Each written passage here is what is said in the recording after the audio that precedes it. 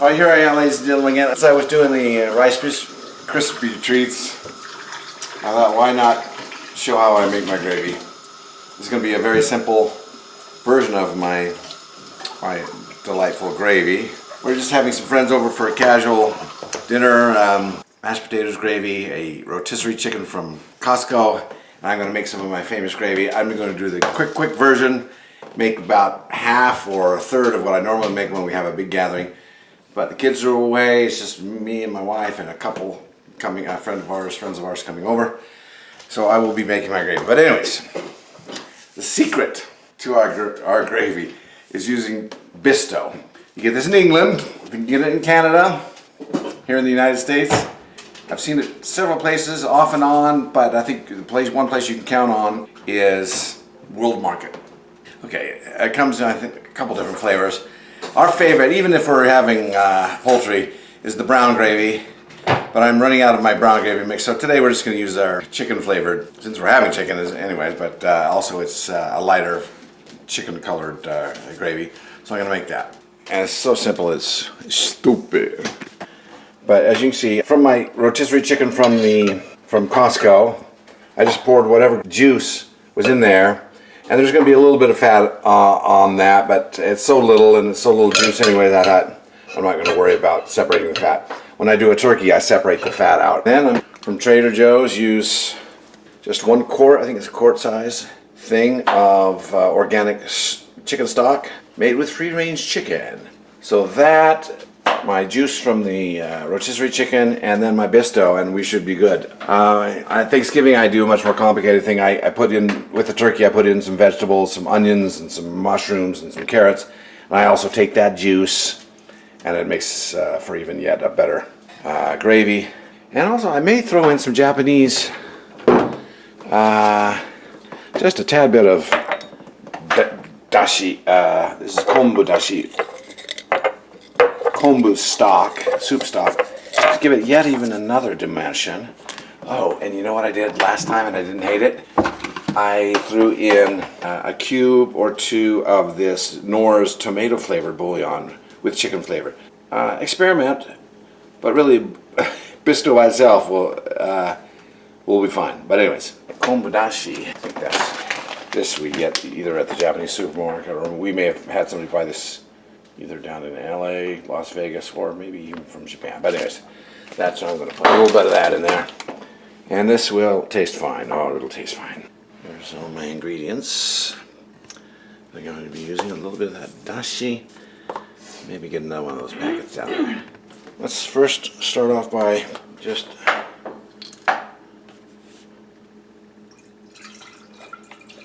pouring. Then I'll make my famous mashed potatoes. And like I said, this is a small gathering of one other couple in us, so I'm not going to overdo it on the amount. Our household loves gravy, so I like to make plenty of it.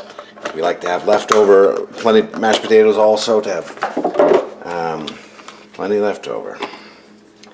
Okay, this is that tomato bouillon. Let's put some of that in there as well. And use it yet another dimension. And let's put a little of that kombu dashi in there. Alright, so that in there. Give it a little umami, as they say in cooking these days. That word came from the Japanese. Umami. Apparently it's some 6th sense of taste that is not savory. I mean, not hot. It's not spicy. It's not sour. It's not sweet. It's umami. Anyways, we'll find out what this turns out. So I'm going to bring that to a boil. Essentially bring that to a boil. Turn off the heat. Add this. I don't even look at the instructions anymore. I just pour in to feel and taste and thickness. The more you pour in, the thicker the gravy. I like my gravy on the thinner side, but anyways, let's see how this goes. By the way, for Thanksgiving, I go all out. Like I said, I use the juice from the turkey after I've separated out the fat. Put some vegetables in with the turkey, but also sometimes I'll use some of the potato water that I boiled the mashed potatoes in. But I put a little salt in there, so I don't know. I don't want to make it too salty. Bring that to a boil. And we are practically done. Another thing I like to do when I'm making this gravy, to test the gravy before I put the Bisto in. Now Bisto adds thickness and flavor. I like to have a good flavor, but just not, kind of on the lighter side, not too salty, not too anything. But the key point is that it tastes good before you put the Bisto in. If it tastes good before you put the Bisto in, it will taste even better with the Bisto. So, FYI. So it's coming to a nice boil now, so I'm going to turn off the heat and just add my Bisto and then stir and then bring to a boil one more time to thicken.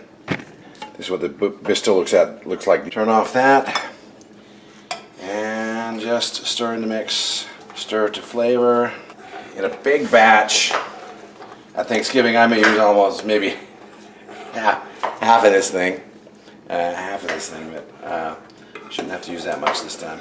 I make a batch of gravy that's huge, so we have plenty of gravy for days to come. Let's see how this tastes.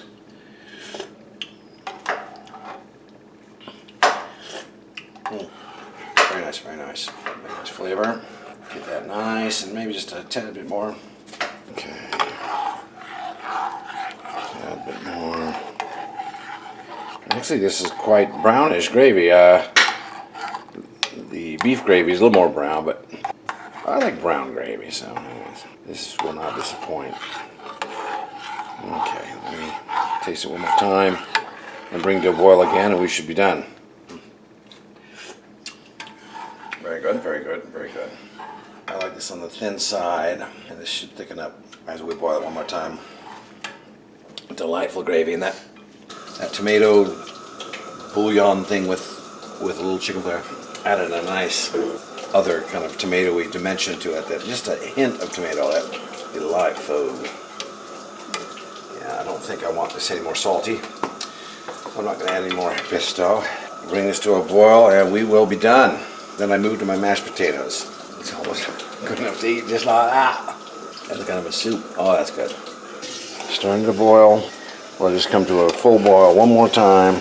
And it still looks quite thin.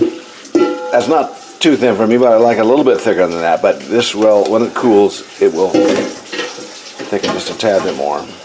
Okay, so that's a good boil. Let's turn that off and let it thicken for a second, and we'll come back and take one more look at it. So I let it cool just a tad bit, and it has thickened. I don't know if you can. I could have it a little bit thicker, but I don't. Oh, that's right where I like it. A little bit of thickness.